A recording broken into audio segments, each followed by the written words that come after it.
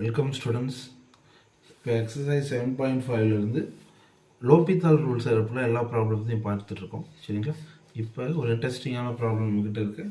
என்னென்னா limit x tends to infinity e power minus x root of x. இதை வந்து லோபித்தால் rules use பண்ணி இதோட லிமிட் வேல்யூ கண்டுபிடிக்க சொல்லியிருக்காங்க.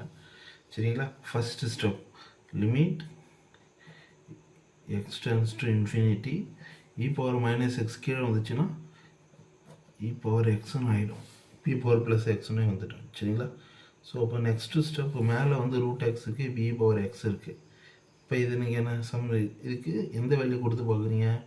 இன்ஃபினிட்டி கொடுத்து பாருங்கள். இன்ஃபினிட்டி கொடுத்தா என்ன வரும்? இன்ஃபினிட்டி, இதுவும் இன்ஃபினிட்டி ஆகிடும், இது இன்ஃபினிட்டி ஆகிடும். இப்போ இன்ஃபினிட்டி பை இன்ஃபினிட்டி ஃபார்ம். சரிங்களா? இப்போ இன்ஃபினிட்டி பை இன்ஃபினிட்டி ஃபார்முன்றதால இப்போ அகைன் இன்னொரு வாட்டி லோபித்தால் ரூல் படி டிஃபரன்ஷியேட் பண்ணணும். இப்போ ரூட் எக்ஸை டிஃபரன்ஷியேட் பண்ணால் என்ன வரும் சொல்லுங்கள் பார்க்கலாம். ரூட் எக்ஸ்னு என்ன அர்த்தம்? X power 1/2. அப்போ 1/2 எக்ஸ் பவர் 1/2 மைனஸ் 1 மைனஸ் 1/2 அப்படின்னு வரும்.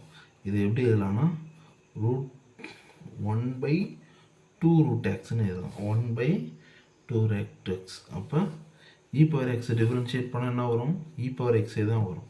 மேலே ரூட் எக்ஸை டிஃபரன்ஷியேட் பண்ணால் 1/2 root x, e power differentiate பண்ணால் இ பவர் எக்ஸே தான் வரும்.